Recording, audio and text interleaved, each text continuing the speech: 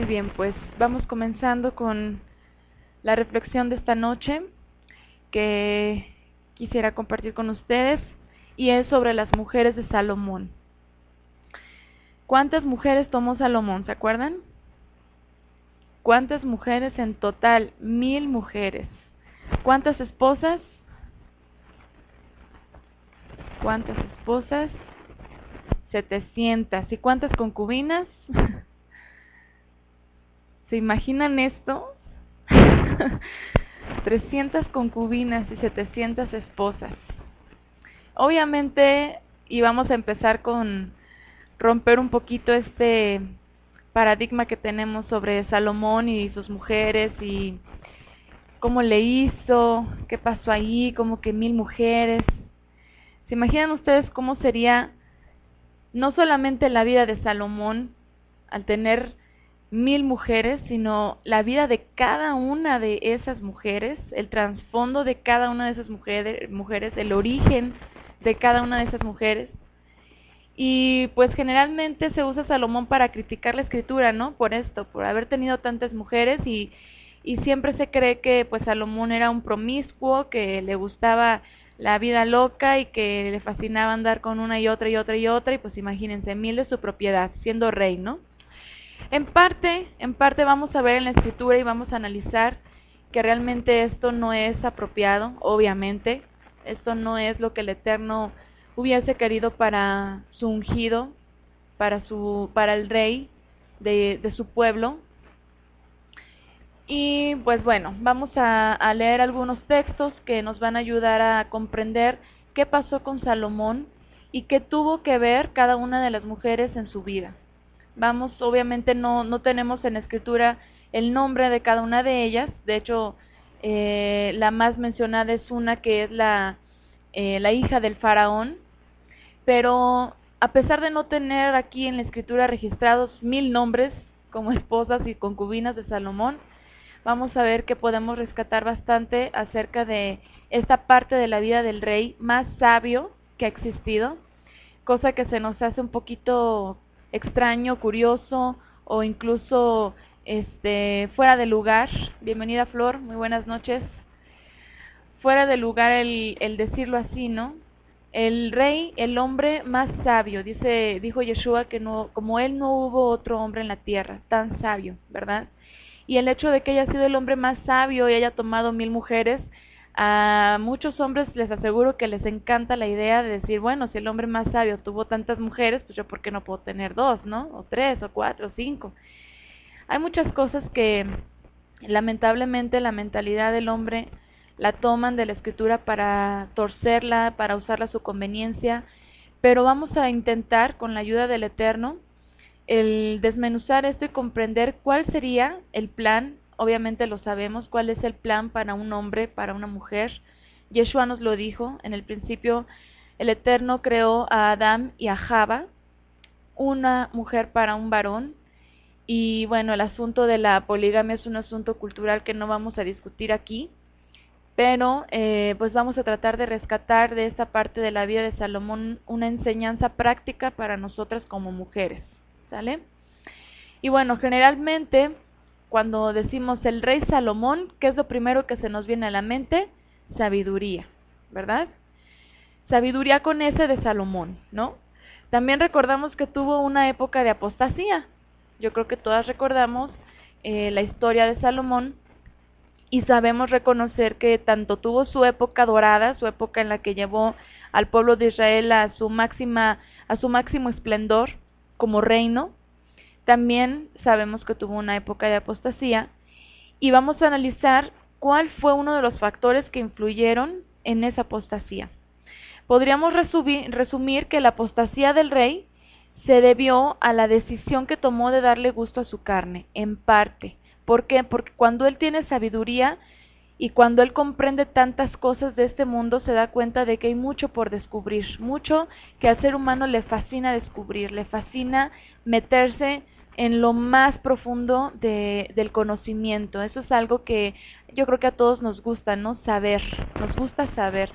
Y sabemos que Salomón fue a la cúspide de los conocimientos, tanto así de los conocimientos y del gusto en la vida en general de un ser humano, tanto así que pudo escribir, todo es vanidad.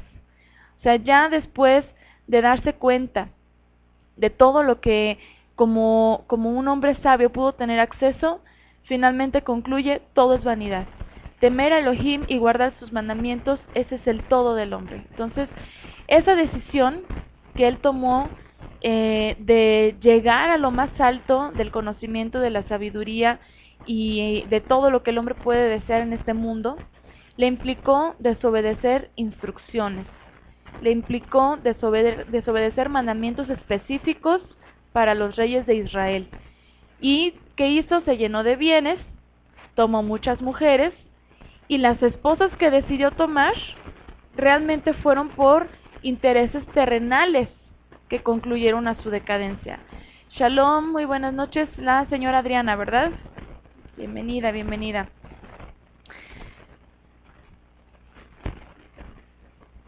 Entonces, algo muy importante aquí que mencionar es que vamos a quitarnos de la mente que Salomón empezó a tomar a la primera mujer, la segunda, la tercera, la número 4, la número 5, la número 6, la número 7, el número 100, el número 900 y la número 1000 por un asunto meramente carnal. O sea, nos vamos a quitar de la cabeza que él haya tomado mujeres para estarle dando gusto a su carne. ¿Por qué?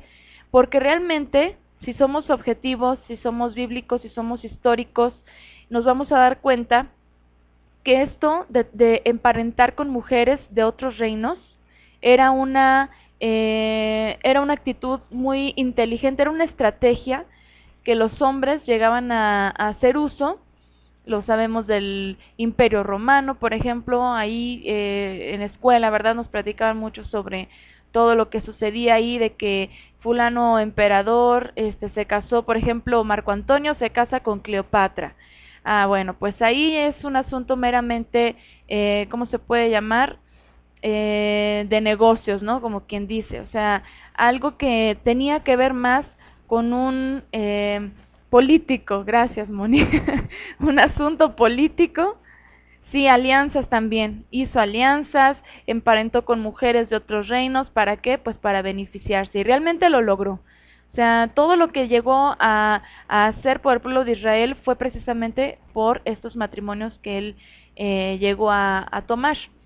Entonces, pues bueno, esa decisión le implica la decadencia, le implica tener muchos bienes, muchas mujeres, y obviamente, hablando de todo esto, sabemos que esas mujeres eran mujeres extranjeras. Esto es bien importante porque todas ellas realmente lo que hicieron fue irlo apartando del Eterno. Sin embargo, ¿qué influencia tuvieron sobre él estas mujeres para haber hecho caer al hombre más sabio?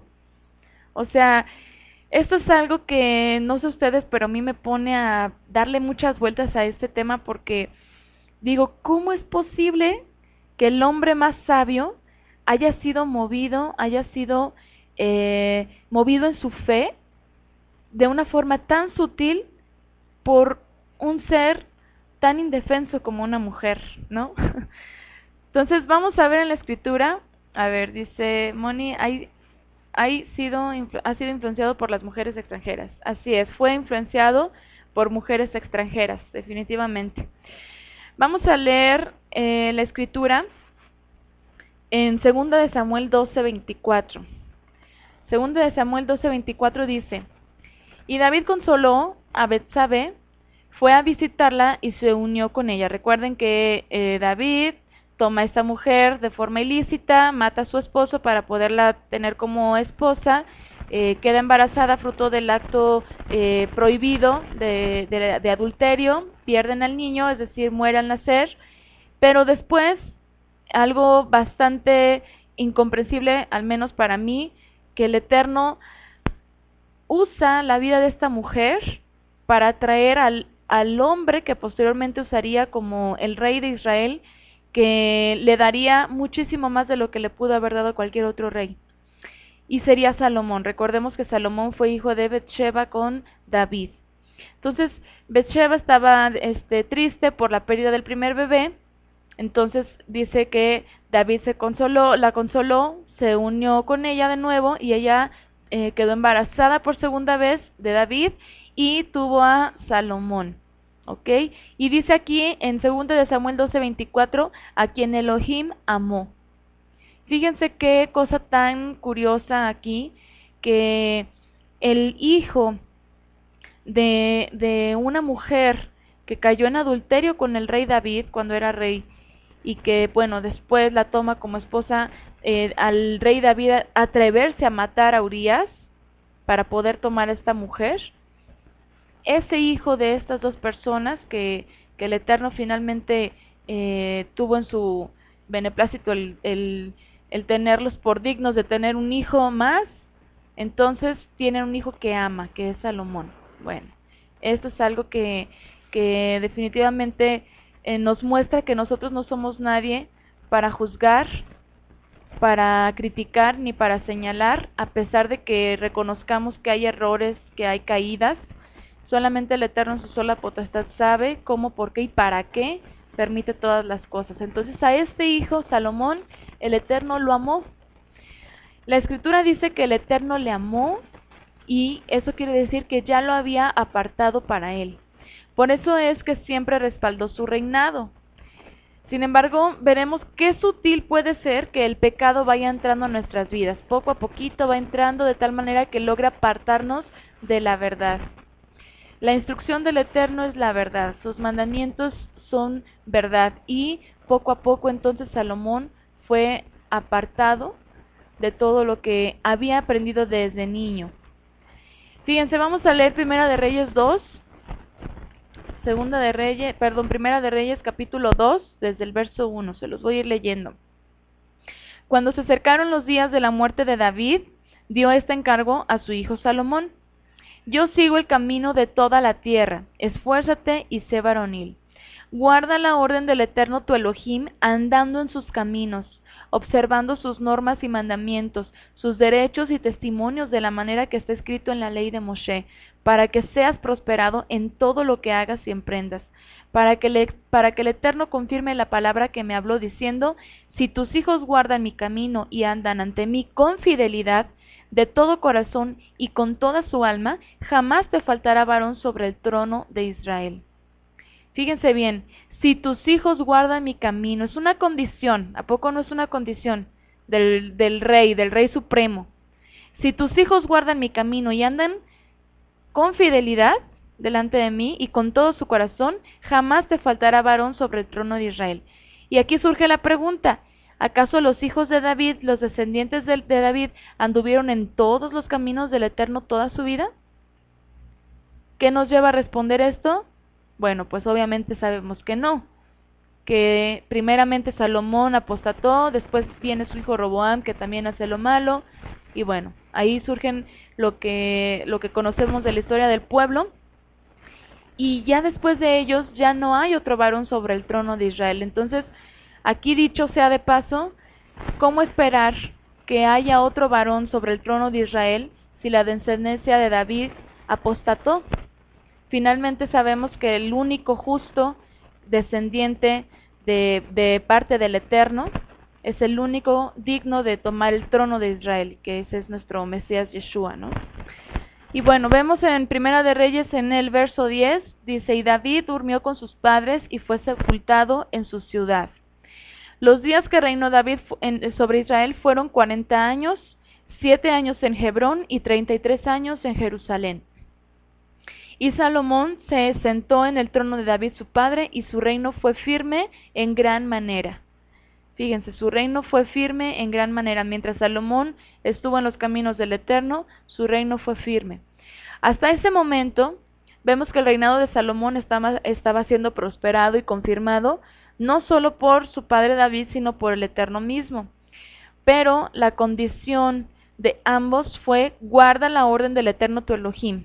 Así le dijo, ¿no? Guarda la orden del Eterno tu Elohim de tal manera que está escrito en la ley de Moshe. Salomón debía siempre cuidar de obedecer y guardar lo que el Eterno le ha decretado en su instrucción. Recordamos el caso, por ejemplo, que le antecede a David, el caso de Saúl, cómo peca, cómo se aparta y el Eterno lo destituye del reino. Entonces yo pienso que eso ya es un parámetro tanto para David como para Salomón, de reconocer que el Eterno es justo, es fiel y verdadero, y si Él dice, mientras tú guardes mis leyes todo te va a ir bien, todo iba bien, mientras el rey estuviera bajo los mandamientos del Eterno. Pero si el rey se aparta, no solamente el rey es el que tiene la consecuencia, sino que la lleva junto con todo el pueblo. Y sabemos, por ejemplo, de David, que después del pecado de Urías y Betseba, vino destrucción sobre su casa. Sabemos lo que sucedió con Tamar y Absalón, Tamar y Amnón. Absalón también tuvo un cruel final, y bueno, pues muchas cosas ahí que sucedieron a raíz del pecado con Betseba. Entonces, Salomón debería de saber, ¿verdad?, todo lo que le puede ocurrir a un rey que se aparta de la verdad. Entonces, al principio lo que hacía Salomón verdaderamente mostraba su entrega, su integridad delante del Eterno, pero con una sola vez que quebrantó un solo mandamiento, su vida comenzó a decaer. Con todo esto, el Eterno nunca lo dejó, y eso por amor a su siervo David, por la promesa que le había hecho a David. Vamos a leer Primera de Reyes 3, capítulo 3, verso 1, dice: Salomón emparentó con Faraón, rey de Egipto. Fíjense, aquí ya empezamos, ¿no? Porque tomó por esposa a la hija de Faraón, y la trajo a la ciudad de David, mientras que acababa de edificar su casa, la casa del Eterno y la muralla en torno a Jerusalén. Hasta entonces el pueblo sacrificaba en los altos, porque aún no había casa edificada al nombre del Eterno. Salomón amaba al Eterno y andaba en todos los estatutos de su padre David, aunque sacrificaba y quemaba incienso en los altos. Este pasaje nos deja ver con gran claridad que aunque Salomón amaba al Eterno, fíjense cómo dice: Salomón amaba al Eterno, andaba en los estatutos de su padre David y guardaba los mandamientos, pero ¿qué dice ahí? Quemaba incienso en los altos. Hizo caso omiso a un mandamiento muy importante. ¿Cuál es este mandamiento importante? Vamos a verlo en Deuteronomio 7.1. Deuteronomio 7.1 dice: Cuando el Eterno tu Elohim te haya introducido en la tierra que vas a poseer, y hayas echado de ti a muchos pueblos, a los hititas, a los gergeseos, a los amorreos, a los cananeos, a los fereceos, a los heveos y jebuseos, 7 naciones mayores y más fuertes que tú, y cuando el Señor tu Elohim las haya entregado en tus manos y las hayas vencido, las destruirás del todo. Y aquí, no harás con ellos alianza ni les tendrás compasión. Punto 3, verso 3, importantísimo: no emparentarás con ellos. No darás tu hija a su hijo, ni tomarás a su hija para tu hijo, porque desviará a tu hijo de en pos de mí, y servirá a otros dioses, y el enojo del Eterno se encenderá contra vosotros, y os destruirá pronto. Haréis con ellos así: sus altares destruiréis, quebraréis sus estatuas, cortaréis sus pilares idolátricos, y quemaréis sus esculturas. Y exactamente eso pasó. El corazón de Salomón se fue apartando poco a poco, y vamos a ver cómo dice el texto, vamos a recordarlo.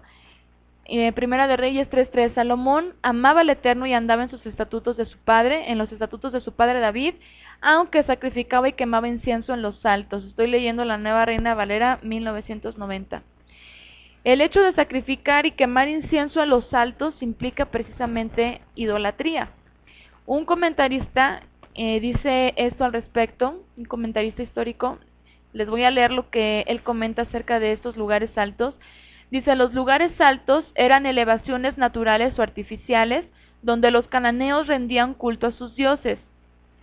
Muchas de ellas fueron luego transformadas por los israelitas en lugares de culto al Eterno, y a raíz de esto se introdujeron en Israel ritos y otras prácticas religiosas incompatibles con la verdadera fe, las cuales fueron severamente condenadas por los profetas. En tiempos de Salomón todavía no se había tomado conciencia del peligro que significaba para la religión de Israel la presencia de estos lugares altos. Entonces, evidentemente, Salomón hace caso omiso de este tema y no vio malo el rendir culto a los dioses de su esposa egipcia, porque finalmente vamos a ver en otros textos que es condescendiente con los altares para los ídolos egipcios, bueno, para los ídolos en general, porque tomó mujeres amonitas, moabitas y tomó de todos lados. El Eterno le dio una oportunidad a Salomón de enderezar su camino, pero mientras más mujeres tomaba, la adoración a otros dioses se fue convirtiendo en un patrón de conducta en su vida, y cuanto más lo hacía, más se alejaba su corazón.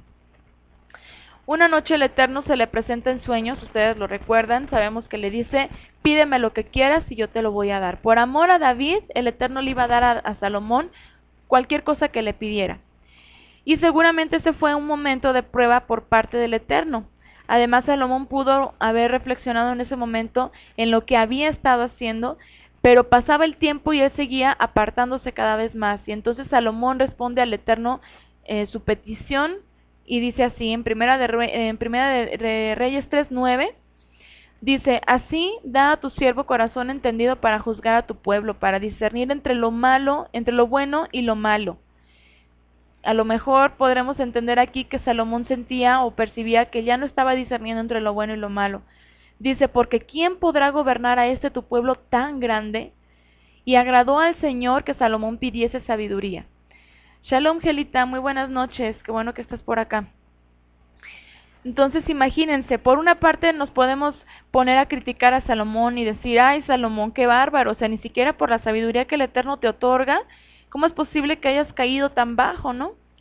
Sin embargo, fíjense aquí lo que dice, ¿quién podrá gobernar a tu pueblo tan grande? O sea, Salomón verdaderamente sentía una presión sobre sí de guiar al pueblo de una forma correcta, pero vemos que no estaba discerniendo entre lo bueno y entre lo malo, y todo porque se dejó llevar por palabras sutiles de mujeres. En ese momento Salomón recibió la sabiduría de lo alto, ¿verdad? Dice la Escritura que como ningún otro hombre. En ese tiempo, la elevación espiritual en el que se encontraba fue que compuso los proverbios y los cantares, o salmos, porque también escribió cánticos. Dice en Primera de Reyes 4:32, dice, y compuso 3,000 proverbios, y sus cantares fueron 1,005. Fíjense, sus cantares fueron 1,005. Yo me imagino aquí que Salomón tenía un poco de esa parte de David, que seguramente David le transmitió mucho esto, ¿no? Recordamos que David era un pastor de ovejas, que sabía tocar un instrumento y que él componía salmos para el Eterno. Y yo pienso que también Salomón de alguna forma heredó o se le fue transmitida esta parte del rey David, y compuso algunos salmos o cánticos hermosos. Desde que Salomón se casa con la hija de Faraón hasta que construye el templo, no se registra que haya tomado a otra mujer. Después de haber terminado toda la construcción, la dedicación y la celebración de la primer fiesta en el templo del Eterno, hizo un pacto el Eterno con Salomón. Vamos a ver qué pacto hizo el Eterno con Salomón. Y fíjense, aquí esto es bien interesante, porque después de todo lo que estaba pasando David en su vida personal, aparte haciendo la construcción del templo, y cuando por fin la concluye, vamos a ver lo que le dice el Eterno, porque es muy importante. Primera de Reyes 9:4 dice, y si tú anduvieres delante de mí como anduvo David tu padre, en integridad de corazón y en equidad, haciendo todas las cosas que yo te he mandado y guardando mis estatutos y mis decretos, yo afirmaré el trono de tu reino sobre Israel para siempre, como hablé a David tu padre, diciendo, no faltará varón de tu descendencia en el trono de Israel. Verso 6. Mas si obstinadamente os apartareis de mí vosotros y vuestros hijos, y no guardareis mis mandamientos y mis estatutos que yo he puesto delante de vosotros, sino que fuereis y sirviereis a dioses ajenos y los adorareis, yo cortaré a Israel de sobre la faz de la tierra que les he entregado, y esta casa que he santificado a mi nombre, yo la echaré de delante de mí, e Israel será por proverbio y refrán a todos los pueblos. Y esta casa que estaba y esta casa que estaba en estima, cualquiera que pase por ella se asombrará y se burlará y dirá, ¿por qué ha hecho así el Eterno a esta tierra y a esta casa? Y dirán, por cuanto dejaron al Eterno su poderoso, que había sacado a sus padres de tierra de Egipto, y echaron mano a dioses ajenos, y los adoraron y los sirvieron, por eso ha traído el Eterno sobre ellos todo este mal. Esto es bien importante, porque Aparentemente el Eterno como que le advierte a Salomón, ¿no? Obviamente el Eterno sabía todo lo que iba a pasar, y así como también sabía que Adán y Java en algún momento iban a pecar, iban a hacer uso de esa libertad para decidir que el Eterno le había puesto al ser humano. A pesar de eso, el Eterno usó la caída del hombre para introducir al mundo su bondad, su perdón, su misericordia. Asimismo, el Eterno usó también la caída de David en un momento, y en este tiempo vemos también el tiempo de Salomón, que también usa a Salomón para dividir su pueblo y para esparcirlo por toda la tierra, para después retomarlo con el Mesías Yeshua, ¿verdad? Y para volverlos a unificar, como dice Shaul, ya no son dos casas, sino una sola. Y realmente a través de Yeshua hemos experimentado esa unión que tenemos en la Escritura y en la fe del Mashiach. Entonces, realmente vemos que a pesar de la caída y de la apostasía y de todo, el Eterno también usó todo eso como un instrumento suyo.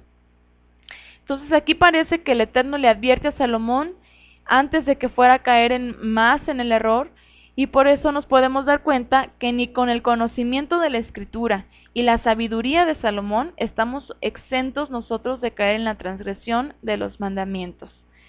O sea, imagínense siempre que pensamos, por ejemplo, en David y decimos un hombre con un corazón como el Eterno, un corazón conforme al del Eterno, y que haya hecho lo que hizo. O sea, se imaginan, oye, él cometió adulterio y un asesinato, y dices, ¿qué está pasando? Pero realmente dice, aquí arribita lo leímos, que el Eterno dijo, si andas con integridad. ¿Qué quiere decir esto? Que reconozcamos cuando nos equivocamos. ¿Cuál fue la diferencia entre el rey Saúl y el rey David? Que finalmente Saúl era terco, que no aceptaba, no reconocía sus errores, era obstinado, y entonces al Eterno no le gustan esos corazones. A él le gusta el corazón como el de David, que cuando peca dice, ¿sabes qué? Sí es cierto, me equivoqué, lo reconozco, hay un quebrantamiento en mi interior porque sé que hice algo terrible, por ejemplo en el caso de David, y entonces ya toma la actitud de decir, como dijo Yeshua a esa mujer que también había sido encontrada en el acto del adulterio, ya no pecar más. Y bueno, aquí dice Isela, que el Eterno nos ayuda, así es. Lina María, bienvenida, muy buenas noches. Dice, por eso todo el tiempo velando y en santidad, así es, porque como dijo Shaul, ¿verdad? El que cree que está firme, mire que no caiga. Porque si el rey el rey Salomón cayó, ¿qué podemos esperar de nosotras que a veces decimos, híjole, me falta conocimiento, me falta sabiduría, me falta mucho? Pero yo creo que tenemos algo muy importante, que aunque no tengamos a lo mejor mucho conocimiento de la Escritura, sino que quizás vamos poco a poco, vamos empezando, o vamos poco a poco estudiando, tenemos algo básico, importante e inigualable, que es el Ruach, que es la unción del Eterno en nosotros, que es el Espíritu del Eterno que Yeshua envió a los creyentes, para que entonces, como dice él mismo, que él es el que nos guía a toda verdad. Y qué bueno es que, como dice aquí Lina María, que nos mantengamos velando y en santidad, porque finalmente cuando estemos velando, entonces podemos ser advertidos de todo aquello que si nosotros tomamos cierta decisión, de todo lo que puede venir después. Pero si creemos que ya estamos muy bien, que la llevamos, que estamos guardando Shabbat, que comemos bien todo lo que se tiene que comer, que dice la Escritura, trato de ser buena esposa, buena mamá, etcétera, pero de pronto ya caemos en la crítica, en la burla, o en el menosprecio hacia otras personas, o en el odio hacia otras personas. O sea, hay muchas maneras en que podemos nosotras ser inducidas a pecar delante del Eterno y delante de los hombres, pero realmente si nos mantenemos velando, el Ruach nos puede ayudar, nos puede guiar, y que no caigamos en todo aquello que sería incorrecto, ¿no?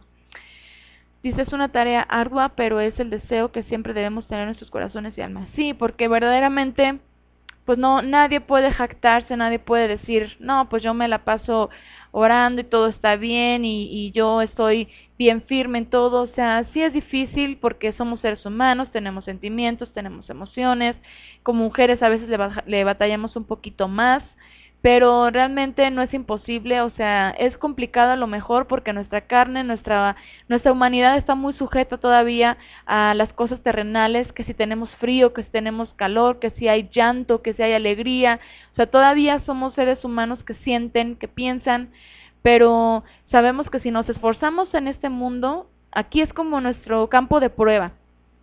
Si nos esforzamos aquí, si salimos vencedoras aquí, como dice Shaul, de victoria en victoria, o sea, si vamos brincando cada vez esas barreras que de pronto nos quieren frenar para no continuar en el camino, pues el Eterno nos va a dar un lugar prominente, un lugar de gran dicha, cuando realmente esto se pierda, perezca y desaparezca, y pues finalmente es la esperanza que tenemos todo el tiempo, y sobre esa esperanza es que nos podemos esforzar, porque definitivamente una persona que no tiene esperanza, entonces no tiene por qué luchar, pero nosotras sí tenemos esperanza, y nosotras sí tenemos un propósito para luchar, para esforzarnos, y entonces no caer y no menospreciar todo lo que el Eterno pone en nuestras vidas, e irnos con cuidado en todo momento, ¿no?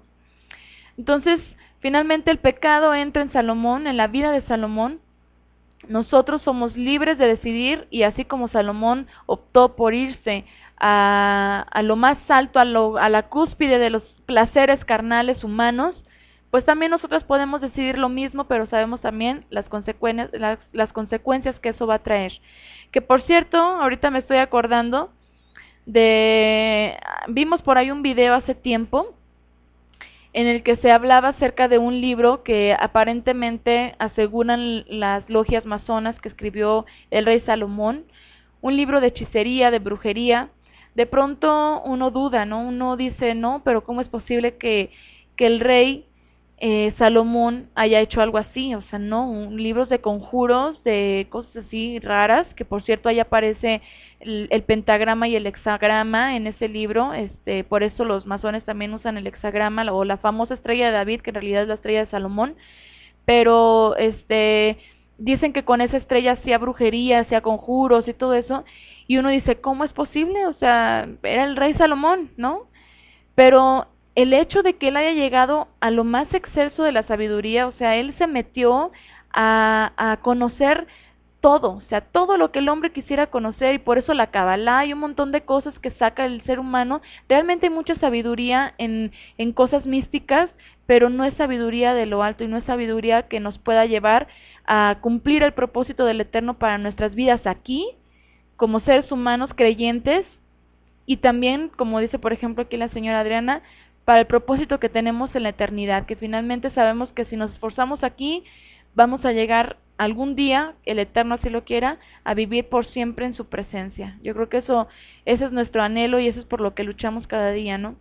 Entonces, realmente Salomón llegó a tocar de todo, llegó al conocimiento de todo. Entonces yo dije en ese momento, bueno, pues entonces no me extraña para nada que haya hecho, porque hay muchas pruebas de que Salomón incluso sabía todas estas cosas místicas, y nada menos el ver, por ejemplo, Eclesiastés, los proverbios. O sea, hay muchas cosas que nosotros lo leemos ahorita y decimos, ay, qué fácil, sí, yo lo entiendo, pero realmente para la época era algo excelso, o sea, era algo único que se le había dado a Salomón.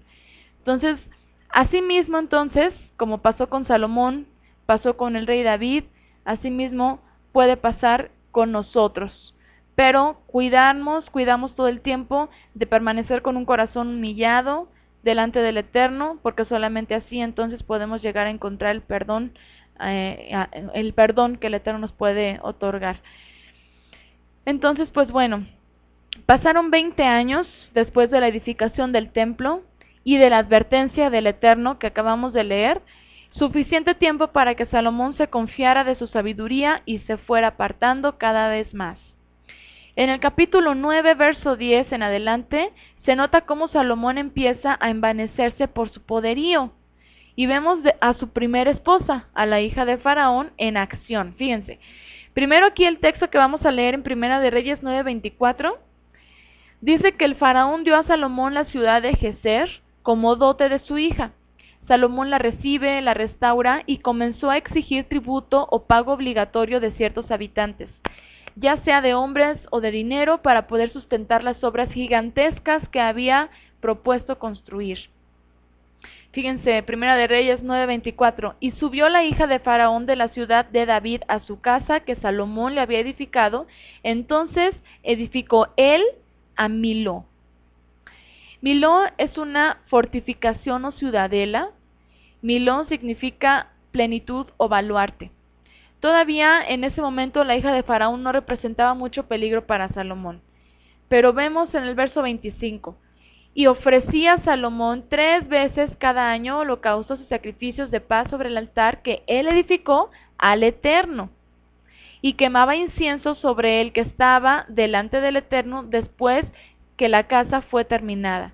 Salomón en esta etapa todavía era fiel. Salomón se enriquecía cada vez más, seguía construyendo hermosas y muy costosas casas. Su trono era majestuoso, tan majestuoso que dice la Escritura en Primera de Reyes 10:23, dice, así excedía el rey Salomón a todos los reyes de la tierra en riquezas y en sabiduría. Pero, a pesar y aún de todo esto, el Eterno estaba con él. Sin embargo, mientras más tenía, más se corrompía, lentamente. Shalom, Rita, muy buenas noches. Lo bueno es que llegó. Bienvenida. Entonces, vamos a leer Primera de Reyes 10:24. Dice, toda la tierra procuraba ver la cara de Salomón para oír la sabiduría que el Eterno había puesto en su corazón. Primera de Reyes 10:25, y todos le llevaban cada año sus presentes, alhajas de oro y de plata, vestidos, armas, especies aromáticas, caballos y mulos. Aquí está el primer indicio de su envanecimiento. En la Torá, en la instrucción del Eterno, habían leyes que correspondían solamente para los reyes, en las cuales habían cosas estrictamente prohibidas para evitar alejarse del pacto y alejar así al pueblo. Esto lo encontramos en Deuteronomio 17, verso 14 en adelante. De hecho, el título por ahí que tenemos comúnmente dice, instrucciones acerca de un rey, ¿verdad? Dice, cuando hayas entrado en la tierra que el Eterno tu poderoso te da, y tomes posesión de ella y la habites, y digas, pondré un rey sobre mí como todas las naciones que están en mis alrededores, esto ya sabía el Eterno que iba a pasar. Dice en el 15, ciertamente pondrás por rey sobre ti al que el Eterno tu poderoso escogiere, y de entre tus hermanos pondrás rey sobre ti. No podrás poner sobre ti a hombre extranjero que no sea tu hermano. Verso 16, Deuteronomio 17:16. Pero él no aumentará para sí caballos, ni hará volver al pueblo a Egipto con el fin de aumentar caballos, porque el Eterno os ha dicho, no volváis nunca por ese camino. Y Salomón hasta una mujer de ahí tomó. Verso 17, ni tomará para sí muchas mujeres. No tomará el rey para sí muchas mujeres, para que su corazón no se desvíe. Ni plata ni oro amontonará para sí en abundancia. Y díganme si no es esto exactamente lo que Salomón hizo. Fíjense, vemos cómo el Eterno sabía lo que podía corromper a una persona no común, sino a una persona con el poder y la autoridad de un rey. Eso mismo pasó con Salomón.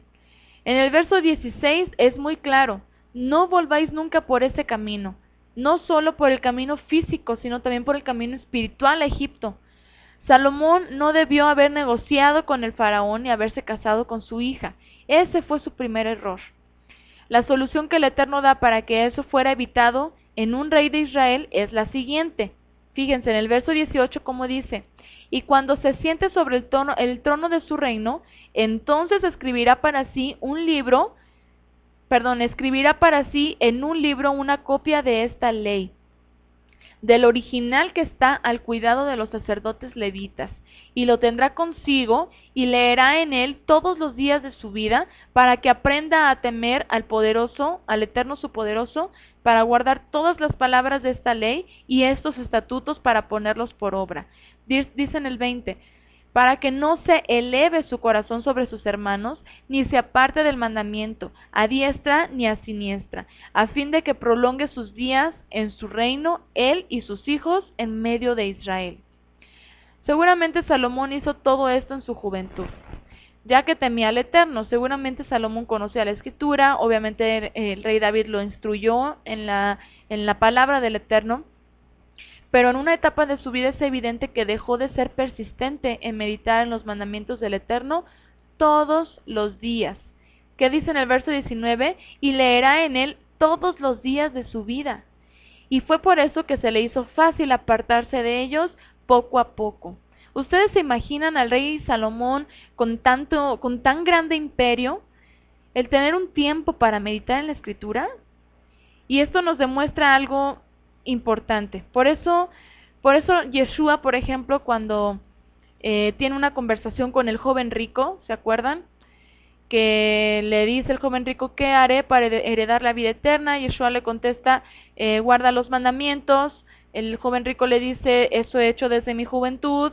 Entonces le dice Yeshua, bien has hecho, ahora ve y vende todos tus bienes, hazte de acá, comparte lo que el Eterno te ha dado con los demás y no acumules para ti mismo.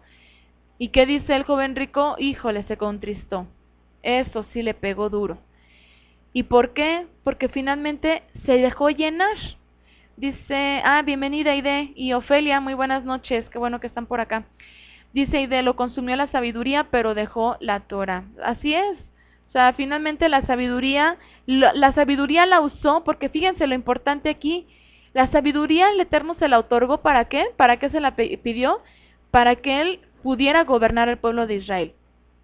Pero aparentemente Salomón usó esa sabiduría para poder engrandecer su reino, para poder hacer buenos negocios, para poder saber cómo manejar los asuntos con las naciones extranjeras y entonces llegar a donde llegó.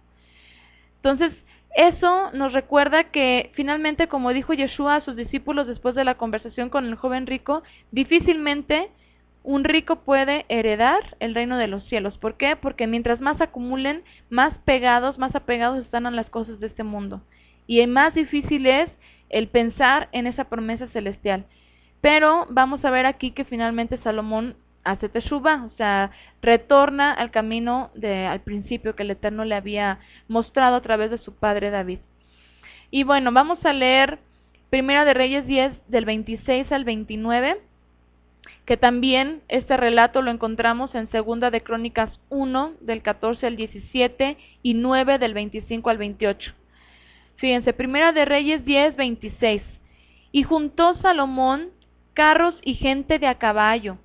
A ver, voy a leer lo que dice la señora Adriana. Dice, ¿cómo esta humanidad se corrompe por lo material? Sí.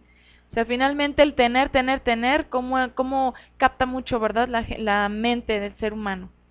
Entonces dice que Salomón juntó carros y gente de a caballo y tenía 1,400 carros y 12,000 jinetes, lo cual puso en las ciudades de los carros y con el rey en Jerusalén. Verso 27. E hizo el rey que en Jerusalén la plata llegara a ser como piedras, imagínense, y los cedros como cabrahigos, de la cefela en abundancia. O sea, imagínense que la plata, ahorita por ejemplo, decimos, bueno, una prenda de plata pues es algo muy valioso, ¿no? Tiene su valor, pero que sea como, o sea, como nada, como piedras, como madera, como cualquier cosa, por tanta abundancia que había.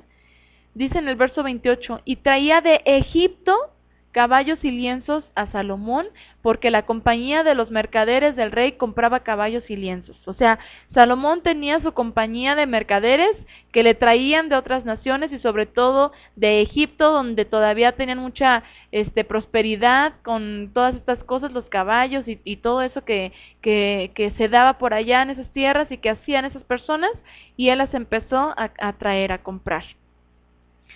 Justo lo que leímos, ¿verdad? Justo lo que leímos que no hiciera el rey de Israel en Deuteronomio. ¿Quién pagaba todas esas cuentas? Dice Ofelia. Pues imagínense, o sea, tanta sabiduría tuvo Salomón para comerciar con las otras naciones, que llegó a hacer tan buenos negocios y se llegó a enriquecer de una forma que yo creo que no podríamos comprender ahorita. Definitivamente. Dice, y de sabiduría sin Torah es paganismo, egoísmo, humanismo, avaricia y poderío. Así es. Sabiduría sin Torah, pero también hay sabiduría sin el Espíritu, sin la unción del Eterno, porque ¿Salomón tenía Torah o no tenía Torah? Pues sí tenía Torah, tenía la instrucción, conocía eso desde niño.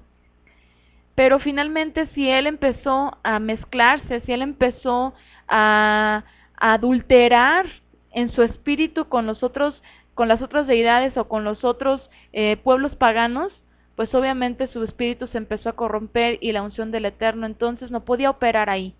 O sea, esa era la decisión que tomó Salomón. Entonces dice Primera de Reyes 10:29. Dice, y venía y salía de Egipto el carro por 600 piezas de plata y el caballo por 150. Imagínense, 600 piezas de plata.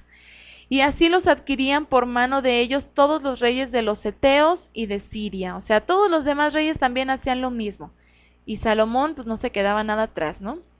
Hizo justo lo que el Eterno prohibió.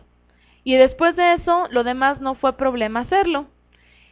Y bueno, hay un capítulo, dice señora Adriana, todo eso es el producto de la idolatría. Así es, de la idolatría y del adulterio espiritual en el que se encontró Salomón, al haberse mezclado, como bien lo leímos, ¿a poco no?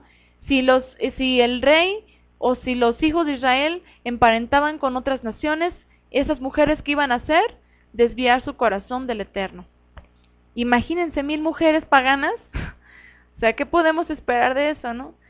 Dice Lina María, y todo aquel que tiene esta esperanza en él se purifica a sí mismo, así como él es puro. Así es, así es. Entonces, pues bueno, vemos por ejemplo en Primera de Reyes 11:1, que incluso también tenemos aquí el título que ponen en las Biblias, Apostasía y dificultades de Salomón. Primera de Reyes 11, vamos a leer por favor. Primera de Reyes 11:1, a ver, dice Ofelia, el rey Salomón vendía carros y caballos a los heteos. No, parece que, bueno, a lo mejor sí, no lo dudo que haya hecho por ahí negociaciones, pero dice en el 29, y vendía y salía de Egipto. A ver, dice en el 28, y traían de Egipto caballos y lienzos a Salomón, porque la compañía de los mercaderes del rey compraba caballos y lienzos, y vendía y salía de Egipto. Sí, seguramente que sí, el rey Salomón vendía caballos y lienzos a las demás naciones, dice, y así los adquirían por mano de ellos todos los reyes de los heteos y de Siria. Sí, Ofelia, muy buena observación, así es. El rey Salomón estaba, es que imagínense, o sea, es obvio, ¿no? Y aquí, por ejemplo, Moni, que ella es contadora y sabe de todo esto de los números en la contabilidad, ¿a poco no? Todo esto es un buen negocio. O sea, ¿qué puede hacer el rey para mantener la prosperidad en su reino? Pues buenas ventas, ¿no? Que sigan entrando, que sigan ingresando al reino más dinero. Entonces, finalmente, él tuvo ahí una buena estrategia para poder seguir comerciando con las otras naciones y ¿qué? Seguirse enriqueciendo y cada vez más y más y más. Dice Moni, en el mundo de los dineros solo importa ganar, así es. Y así dicen, así es Ofelia, tratado de libre comercio, o sea, finalmente Salomón compraba, les aseguro que muy barato por mayoreo y lo vendía súper caro. O sea, imagínense 600 piezas de plata, el carro 600 piezas de plata y el caballo 150, o sea, dice Moni, no se fijan a quién le vendes, así es, pues claro que no, o sea, ya Salomón decía, con todos hacemos negocio, quien quiera hacer negocio, venga, aquí hacemos negocio, el chiste es seguir enriqueciendo el reino, y bien que lo hizo, ¿no? Entonces, pues bueno, vamos a leer Primera de Reyes 11:1, pero el rey Salomón amó, fíjense, amó, además de la hija de Faraón, a muchas mujeres extranjeras. O sea, no solamente, las tomaba de una forma política, sí, era una estrategia, le funcionó, pero tenía una debilidad el rey Salomón. Amó a muchas mujeres, a las de Moab, a las de Amón, a las de Edom, a las de Sidón y a las eteas. Dice, tomó de cada mujer un ídolo y un dios. ¿Se imagina cuántos dioses y cuántos más inventaron? ¿Cuántos dioses trajo para él? Híjole, imagínate. Dice aquí Cristina, el corazón del rey Salomón ya se había apartado del Eterno con todo lo que tenía. Así es, dice Rita. ¿Y cómo le haría para estar con tantas? Ahí es la pregunta de los 64,000. ¿Cómo le haría Salomón para estar con tantas? Yo les aseguro que con muchas ni siquiera las volvió a tocar después de su boda. O sea, eran tantas mujeres y eran tantas ocupaciones y eran tantos los negocios y era, o sea, imagínense la vida del rey Salomón, si nada menos cuando sabemos de la vida, por ejemplo, de los grandes empresarios, que a veces se limitan mucho en sus convivencias familiares o con sus esposas, matrimonios destruidos, hijos rebeldes, o sea, no hay control. ¿Por qué? Porque pues se necesita darle dedicación al negocio para que todo salga como se quiere, ¿no? Entonces, imagínense, ¿ustedes creen que iba a tener el tiempo para estar con cada una de ellas y para conocerlas íntimamente bien a todas y decir, ay, a mi esposa fulana, a la número 60, le encanta comer eso, esto y aquello? O sea, imagínense, eso es imposible, ¿no? Y sí, o sea, yo creo que ni siquiera tenía el tiempo. Y dice Ofelia, además se enamoró, qué extraordinario. Pues sí, a muchas de ellas las llegó a amar. Yo pienso que en muchas de ellas vio algo especial y finalmente tenía una debilidad el rey Salomón. Entonces llegó a amar a mujeres de todas las naciones. Dice, gentes de las cuales, en el verso 2, Primera de Reyes 11:2, gentes, o sea, hablando de las mujeres, de las cuales el Eterno había dicho a los hijos de Israel, no os llegaréis a ellas, ni ellas se llegarán a vosotros. Fíjense bien, aquí está la clave, o sea, aquí está la clave de todo lo que estamos diciendo, porque ciertamente harán inclinar vuestros corazones tras sus dioses. A estas, pues, se juntó Salomón con amor. Con amor. O sea, realmente las amó. Dice Aide, creo que eso no es amor, era amor al poder y el dinero solo porque quería hacerse grande. Dice la señora Adriana, qué lujuria. Rita, pero entonces él no se ha de haber casado, sí, se casó con 700 mujeres y tomó a 300 concubinas. Y aquí lo tenemos, Primera de Reyes 11:3. Y tuvo 700 mujeres reinas. Imagínense, 700 mujeres reinas. O sea, 700 reinas de Israel y 300 concubinas. Y sus mujeres desviaron su corazón. Y por eso es que estamos hablando de las mujeres de Salomón, por eso es que estamos afirmando y asegurando que las mujeres de Salomón fueron las culpables de su apostasía. ¿Por qué? Porque aquí dice, Primera de Reyes 11:3, y sus mujeres desviaron su corazón. Dice Rita, mujeres, pero no dice esposas. Sí. Dice 700 mujeres reinas, o sea, esposas, y 300 concubinas, o sea, así como que de segunda importancia. Y dice en el verso 4, y cuando Salomón era ya viejo, sus mujeres se inclinaron su corazón tras dioses ajenos. ¿Ok? O sea, pasó mucho tiempo, Salomón fue acumulando mujeres. Yo les aseguro que Salomón ya era muy grande y tenía mujeres jovencísimas, pero paganas. Y todas estas mujeres hicieron que su corazón se apartara del Eterno. Dice también ahí en el verso 4, y su corazón no era perfecto con el Eterno su poderoso, como el corazón de su padre David. O sea, decimos, híjole, David pecó con Betsabé, mató a Urías y todo eso que hizo, bueno, pero finalmente él se quedó con Betsabé, sí tenía otras esposas, tuvo en total como 5 mujeres, pero o sea, hasta ahí, ¿no? Y finalmente tuvo otros hijos, y bueno, ya les dije hace rato, la poligamia es un asunto cultural que no vamos a discutir ahorita, pero finalmente no llegó a tanto. Pero Salomón se excedió, pero en sobremanera. Dice, por eso el Eterno nos da lo que necesitamos, porque a veces no estamos preparados para muchas cosas materiales. Así es. Sí, de hecho, el mismo Salomón, si no mal recuerdo, no, sí, él lo escribió en Eclesiastés, me parece que está, pero dice, no me acuerdo en dónde está, pero sí, creo que fue el que lo escribió, que dice, no me des más de lo que necesito para que no me envanezca y me olvide de ti, pero tampoco me des menos de lo que necesito para que no te reclame y para que no blasfeme, o sea, para que no te exija, ¿no? Y diga que pues el Eterno no existe, que el Eterno no está conmigo, o sea, hay un punto medio en el que el Eterno siempre nos tiene, y así es como dijo Yeshua, tenemos lo que necesitamos, y no debemos de pedir más de lo que necesitamos. O sea, en el momento en el que decimos, tengo todo lo que necesito, pero, por ejemplo, tengo un refri, pero ya está viejito, aunque todavía funciona, pero está feíto. Ay, se ve mal que lleguen a la casa y que vean que tengo un refri de hace 10 años. Ay, cómprame un refri, le dice al esposo, ¿no? O sea, no más porque, por vanidad, no más por gusto, pues así como que dices tú, no, o sea, eso no. O sea, el Eterno nos da lo que necesitamos y si algún día, con el mismo ejemplo del refri, te va a dar un refri nuevo, bueno, pues va a llegar y llegará y qué bueno y felicidades, ¿no? Pero no vamos a estar con nuestro corazón puesto en las cosas materiales que no necesitamos, que si bien somos seres humanos que necesitamos cosas materiales como una casa para habitar, como no sé, a lo mejor agua calientita para bañarte o bañar a tus hijos o qué sé yo, pero finalmente el Eterno nos da lo que necesitamos cuando lo necesitamos. Porque a veces podemos decir, oye, pero es que a mí no me ha dado esto que yo le he estado pidiendo y él sabe que lo necesito. No es el tiempo porque algo nos quiere enseñar. Algo quiere que nosotros aprendamos en todas las circunstancias. Entonces no nos podemos estar afanando por conseguir más de lo que necesitamos.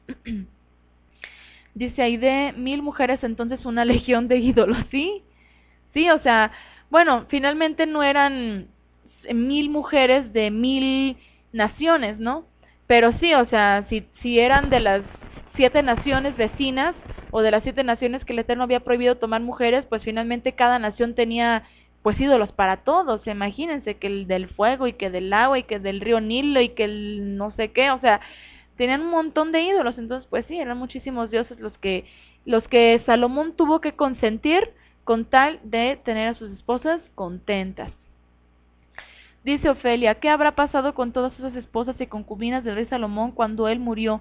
¿Cómo las habrá considerado el pueblo? Pues no lo dice la escritura. Es interesante la pregunta porque la escritura no menciona nada. Obviamente sí menciona algunas porque con algunas tuvo a sus hijos que después le sucedieron, pero seguramente fueron parte del pueblo de alguna forma, o seguramente muchas después de su muerte se regresaron tras sus dioses y tras sus familias, y bueno, pudo haber pasado cualquier cosa, ¿no? Bueno, continuamos leyendo por acá, Primera de Reyes 11:5, porque Salomón siguió a Astoret, diosa de los sidonios, y a Milcom, ídolo abominable de los amonitas. Por eso es que les comentaba yo hace rato sobre este libro, aparentemente que el rey Salomón escribió, porque hay muchos conjuros y hay muchas cosas que dentro de la cultura sumeria, babilónica, se utilizaban, que aparentemente Salomón logró descifrar y bueno, consiguió cosas espirituales inigualables, ¿no? Cosas que todo hombre desea adquirir. Y por eso a mí no se me hace descabellado que verdaderamente Salomón haya llegado a esa etapa de apostasía en la que incluso haya dejado un legado con un montón de cosas negativas, malignas y prohibidas, ¿no? Y de ahí, lamentablemente, fíjense, el problema no solamente fue ese que Salomón se haya apartado, porque finalmente Salomón después hace teshuvá y el Eterno seguramente lo perdona, lo restaura en su corazón, no lo sabemos, puede ser que sí, ¿no? Si él se arrepintió. Pero el problema aquí, más grave, es que después de Salomón, el pueblo de Israel continuó con estas actitudes, con estas influencias, y hasta la fecha hay cosas introducidas en el pueblo de Israel que yo les aseguro que si Salomón viviera o si Salomón lo viera, sería el primero en decir, apártense de eso porque eso es perdición, o sea, eso es de lo peor delante del Eterno, eso es abominación, yo lo sé, yo lo conocí, apártense de eso. Nada menos la estrella de David o de Salomón ahí en la bandera del pueblo, o sea, que bueno, sabemos, ¿no? Sabemos todo eso del pueblo, quién es pueblo, quién no es pueblo, los usurpadores y todo eso que mi esposo ha hablado bastante, pero imagínense, o sea, imagínense, dice en el 5, porque Salomón siguió a Astoret, Astarte, Ishtar, Inanna, y ahí está Esther.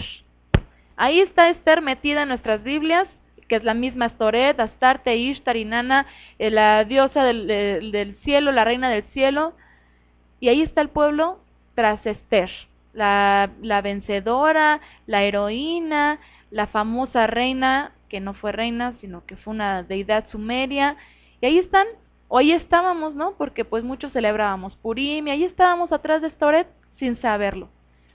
¿Y qué pasa entonces?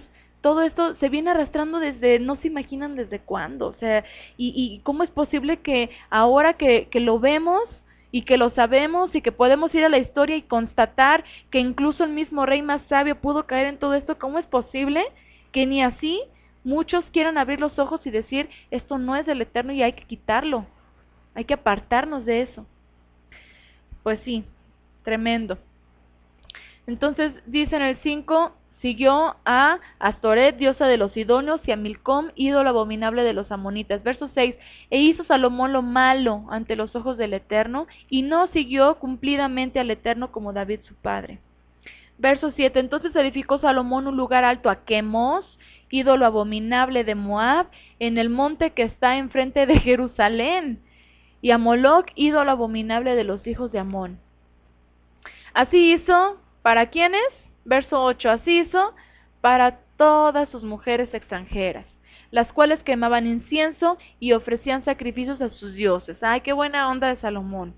Ahí concediéndoles a las mujeres todos sus caprichos.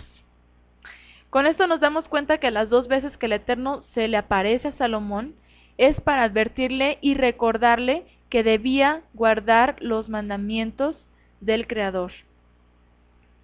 ¿Para qué? Para que le fuera bien en todo su reinado, para que no se apartara su corazón de delante del Eterno. Por eso dice la Escritura que el Eterno se enojó con Salomón y lo reprendió. Primera de Reyes 11:9, fíjense. Y se enojó el Eterno contra Salomón por cuanto su corazón se había apartado del Eterno poderoso de Israel, que se le había aparecido 2 veces. Y le había mandado acerca de esto, que no siguiese a dioses ajenos, mas él no guardó lo que le mandó el Eterno. De ahí en adelante, Salomón fue echándose enemigos encima. Lo peor y más triste es que el poderoso de Israel también lo dejó, porque Salomón lo dejó primero. Seguramente después de lo que le dijo el Eterno, la reprensión y las consecuencias de su rebeldía, él reflexionó, y es cuando escribe el libro de Eclesiastés. Y se da cuenta de que todo, como el aliento, como el viento, eso todo es vanidad. Dice Adriana, muy terrible y cuánta misericordia con Salomón. Sí, qué tremendo. Tal vez hasta el mismo sacrificio alguno, ¿qué? Tal vez hasta él mismo sacrificó alguno de los bebés que tuvo con esas esposas. Pues no lo dudo. O tal vez él mismo no, pero sí sus esposas. O sea, imagínense, ¿no? Lo que nosotros debemos de aprender de todo esto es la capacidad tan grande que tiene una mujer sobre un hombre. Imagínense, si una sola mujer tiene gran influencia sobre un hombre, pues cuántas mujeres, cuántas mil mujeres pueden tener una influencia elevada a la potencia 1000, o sea, imagínense, ¿no? Lo que nosotros debemos entender ahorita es que somos piezas importantes en la vida de nuestros hombres, ya sea de nuestro esposo, ya sea de nuestros hijos, ya sea de nuestros hermanos, de las personas, varones con los que tenemos contacto, con los que tenemos gran acercamiento, somos muy importantes. Y tanto podemos llegar a elevarlos a la máxima, a su máximo potencial y llamamiento que el Eterno les puede dar, como podemos hacerlos decaer hasta lo más bajo. Entonces, es importante que reflexionemos en esto. Lo que nosotras debemos entender ahorita es la capacidad que tenemos de influir en un hombre. Obviamente, estamos hablando, en el caso de Salomón, de mujeres extranjeras, ¿ok? En la vida de un hombre que tenía pacto con el Eterno. O sea, no era cualquier hombre y no eran mujeres del pueblo, eran mujeres extranjeras. Pero si nosotras también hacemos caso omiso a los mandamientos del Eterno, comenzaremos a comportarnos como estas mujeres extranjeras. ¿Se acuerdan lo que vimos la vez pasada sobre la esposa de Job? ¿Se acuerdan lo que dijo Job a su esposa cuando le dijo, bueno, no fue la vez pasada, fue hace varias clases, pero le dijo, ya bendice a Elohim y muérete? ¿Se acuerdan? Que le dijo Job, como las mujeres fatuas, o las mujeres tontas, o las mujeres paganas, dice, has hablado. O sea, ya te saliste de tu esencia, como una mujer que temía al Creador en ese momento, ¿no? Entonces nosotros podemos tener toda la instrucción del mundo, de la Torá, podemos tener un buen corazón, si ustedes quieren, pero si nosotras nos apartamos y empezamos a desviar a nuestra familia, vamos a ser como estas mujeres extranjeras. Dice, a ver, bueno, una pregunta, si Salomón fue tan rebelde y se apartó del Eterno y así que escribió los proverbios, ¿no sería no estar este libro en las escrituras? No, porque lo que estamos mencionando es que hizo Teshuvá. ¿Recuerdan el caso, por ejemplo, del rey, me parece que fue Manasés, que dice que toda su vida hizo lo malo? Toda su vida hizo lo malo, pero en el último momento, en el hecho de su muerte, él se arrepintió y dice la escritura que el Eterno lo perdonó. Entonces, incluso en la escritura misma dice, si un hombre se arrepiente, aunque sea en el final de sus días, el Eterno lo perdona. Entonces, aquí vamos a ver más adelante que finalmente, y sobre todo por los proverbios, nos damos cuenta que Salomón tuvo una actitud de teshuvá, reconoce su caída y reconoce de dónde venía, reconoce quién lo puso en lo más alto, reconoce quién le dio la autoridad, quién le dio el poder sobre un pueblo. Y después en el Eclesiastés, por ejemplo, en el Predicador, en este librito, que él da muchísimos consejos también, es donde podemos notar su corazón. Por ejemplo, David pecó también, o sea, no es menos grave ni es más grave lo que hizo Salomón que lo que hizo David. Ok, Salomón tuvo 1000 mujeres, fue idólatra en su tiempo, en un momento, pero David cometió un asesinato y un adulterio. Y Salomón pues por lo menos tenía sus esposas y no tomó las mujeres de otros. O sea, finalmente son pecados, no es uno más grave que otros, son pecados, ¿sí? Y el Eterno vemos que a David lo perdona, vemos la actitud de David que es quebrantado, que él lo vemos en el Salmo 51, y no por eso, por el pecado de David, pues lo vamos a excluir, ¿no?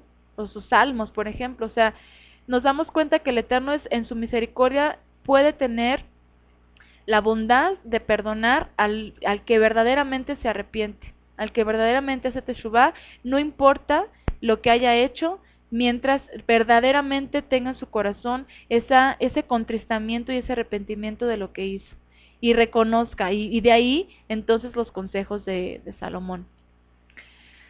Dice Ofelia, ¿qué tal las rivalidades que hubo entre ellas, competencia y envidias? Qué difícil, imagínense. Aunque también, pues, recordamos, ¿verdad?, el caso de Lea y Raquel, cómo vivían, y eso que eran dos.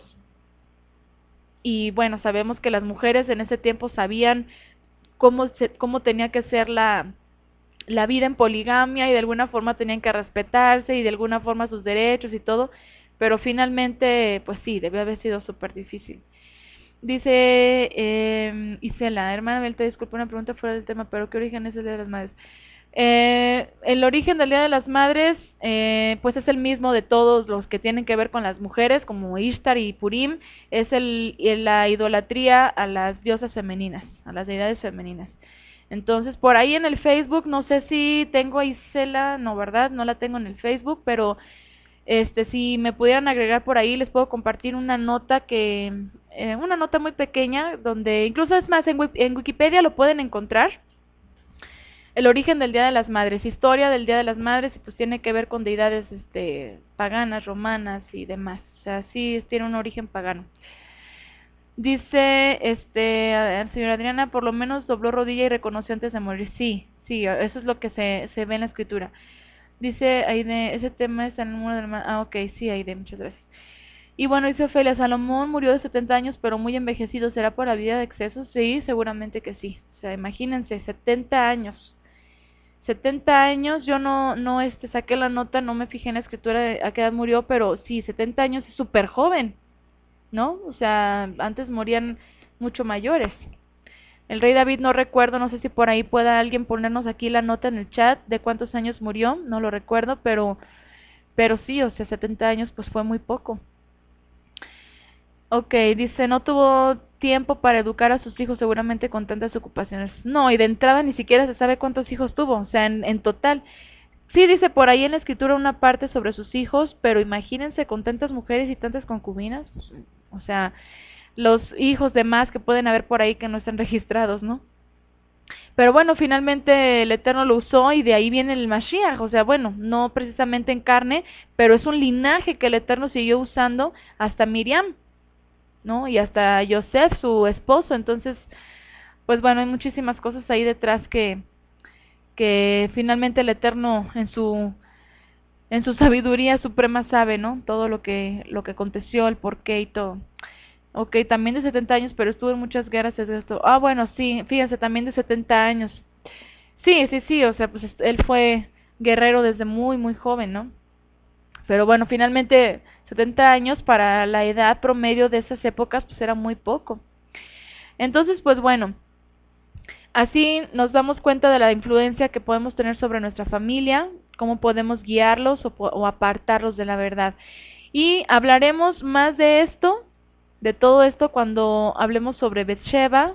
Ya lo tenemos por ahí, pero vamos a, si quieren, a darnos un tiempo para hablar sobre Betsheba también, madre de Salomón.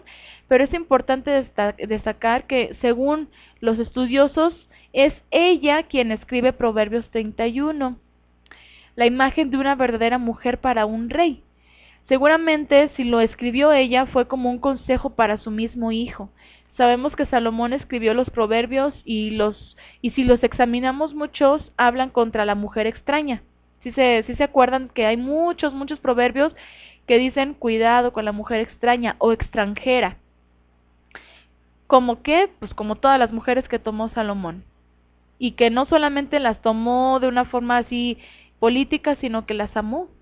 Su corazón se apegó al de ellas. Entonces ahí estuvo, sobre todo Proverbios 7, dice, por aquí hay de.